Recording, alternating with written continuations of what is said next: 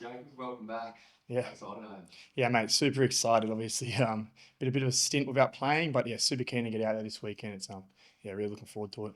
Talk us through this last period of time, I guess, in terms of just how hard it's been to watch the guys out there. I guess injuries are something where, your sideline forced out of the way, but knowing you're fit and firing and just desperate to be out there. Yeah, no, it's definitely hard. I'm not a very good watcher of footy when the boys are playing, but like I said, I'm super excited to get out there this weekend, and yeah, I'm feeling good. It's kind of because it's quite a lengthy suspension. It was kind of like a little mini pre-season, so yeah, really excited to get back out there.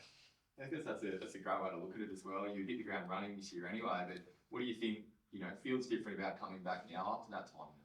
Oh, I don't say there's not much different. I guess I've just know I've done the work, as much work as I possibly can whilst I've been out. The performance staff have really got into me and made me work, which I really appreciate. And yeah, I just can't wait to get out there and do what I love, which is playing footy.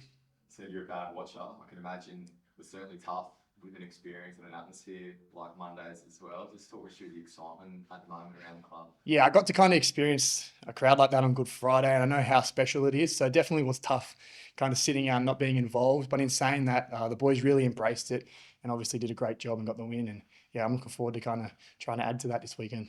Lockie Gavin seemed to fit in quite seamlessly in his club debut. I saw you were out there doing different passing, Yeah. handling skills drills with him.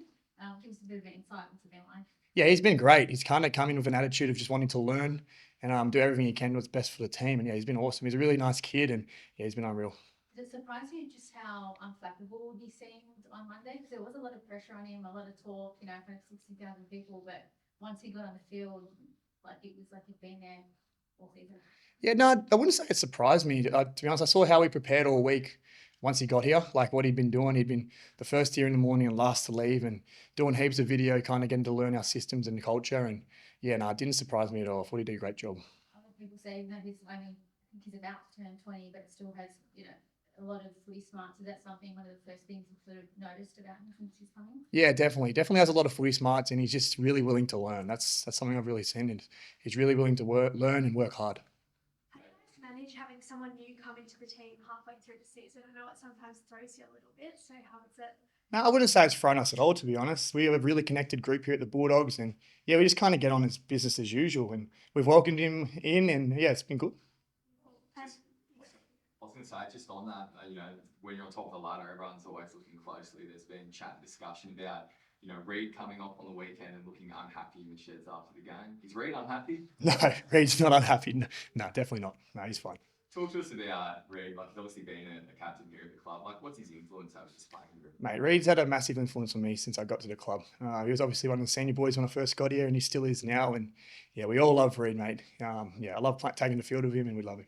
He was one of the first here too, as part of that rebuild. Like his leadership is something that, he's known on the outside, but what's it like inside the walls of the squad? Yeah, I think you all seen how Reid plays. It's all about energy and working hard for all his teammates. He's always doing the extra stuff. So yeah, he's awesome, mate. Billy Army kick out, obviously censored a bit on the weekend. The NRL chose not to fine kicks for that offence. Is it his shout for coffees this week? Yeah, I think it would have to be. I've had a fair few fines this year. I think he can shout a coffee or two. Hey, that part of the game as well. What does it say about his side's resilience and ability to overcome obstacles? The fact that, not only did you kind of get it together through that time, the squad kept it together through that time, but then we're able to carry on with it afterwards. Yeah, sorry, do you mind repeating that question again? Well, just kicks, just when the weekend when it comes to the beer, like, what does it say about the side's resilience, about the way that you guys are able to overcome adversity like that? Yeah, no, I think it really showed that we're willing to work hard for each other, especially in times where not everything's going to plan. Just making sure we're turning up for each other and digging in. I think it showed on the weekend, and we've done it a fair few times this year. Just back on Lockie's arrival, there was a lot of talk about, is Toby going to get squeezed out of the halves or the rest of it.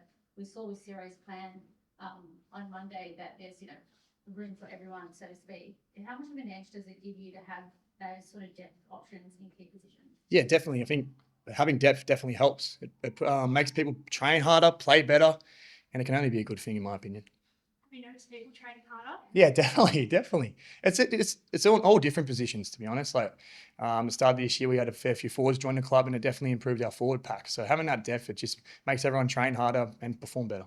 Speaking of forwards, and you might be in a position as a forward to answer the question, there has been a bit of a chat that for somebody like Birdo, especially with other young halves coming through like Mitchell's and the rest of it, that he could potentially move into the pack as a lock. Is that the position you can potentially see him playing in the future?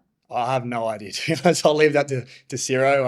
I don't get paid enough money to see what position other players are going to play, but yeah, who knows? We'll see what happens. In terms of, you know, the style of player, the fact that he's a run threat and a big body, is that, you know, something you could see him position into? I back Berto to do a job anywhere. He's that talented, so I don't know. We'll just wait and see, but I'll leave that to him and Ciro. Cool. One more, you mentioned Good Friday earlier on.